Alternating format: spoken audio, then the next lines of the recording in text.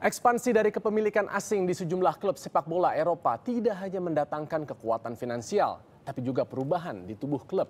Kebijakan dari para pemilik asing ini mampu menghasilkan sukses, tapi tidak sedikit juga yang justru mengundang kontroversi. Sepak bola profesional bukan lagi sekedar olahraga semata. Saat ini sepak bola sudah menjadi sebuah industri besar yang tidak lepas dari unsur bisnis. Hadirnya pemilik asing di klub-klub Eropa menjadi contoh nyata arti pentingnya sisi finansial dalam sebuah tim. Mereka dengan leluasa mengatur dan membuat kebijakan untuk klub yang dimilikinya.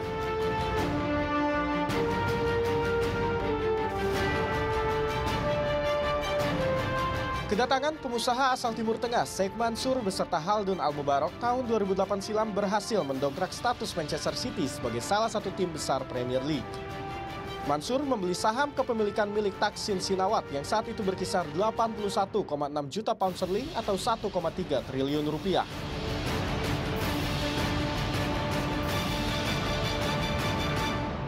Sejak itu, The Citizen mampu merusak dominasi The Big Four yang kerap mendominasi di kompetisi kasta tertinggi Inggris tersebut. Dengan dana seolah tak terbatas, City dengan mudahnya memboyong banyak pemain bintang.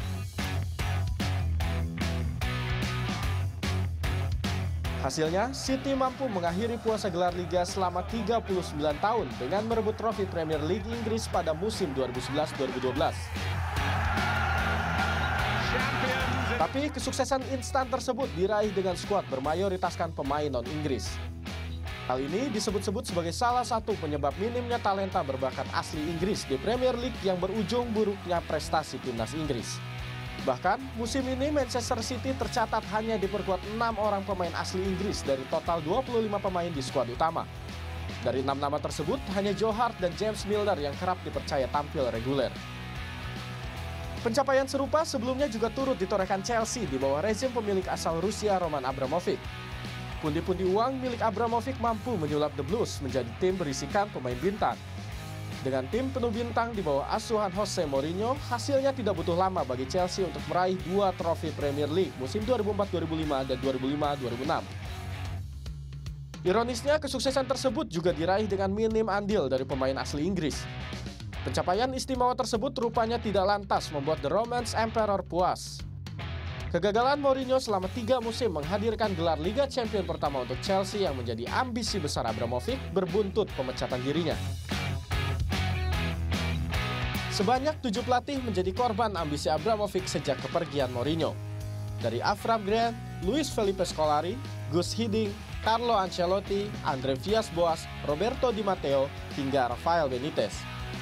Anehnya, torehan istimewa Roberto Di Matteo yang berhasil mempersembahkan trofi Liga Champions pertama untuk Chelsea pada tahun 2012 kembali tidak cukup membuat Abramovich puas.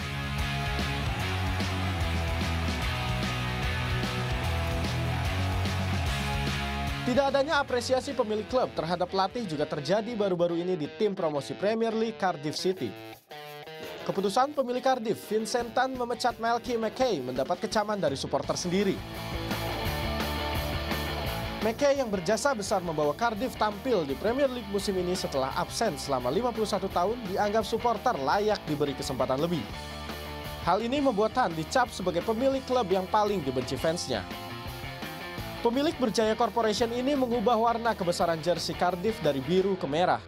Tak puas dengan jersey, Tan yang memiliki saham Cardiff sejak tahun 2010 lalu itu juga mengubah lambang kuda menjadi naga hanya karena ia tidak suka burung.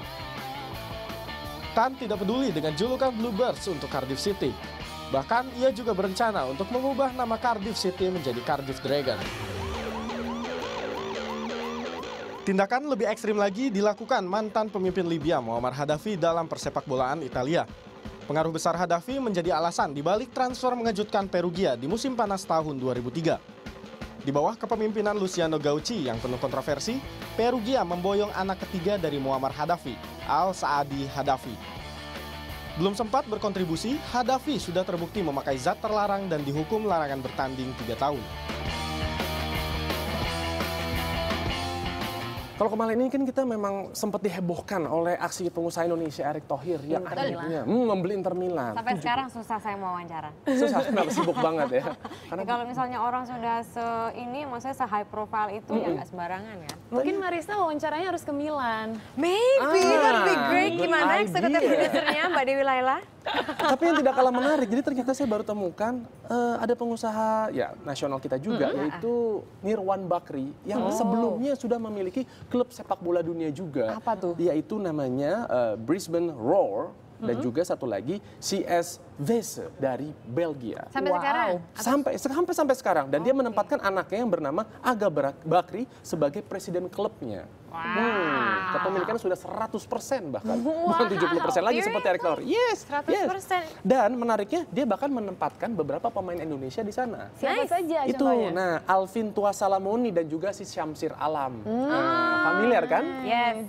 Gitu. Oke. Ya itu beberapa informasi tambahan.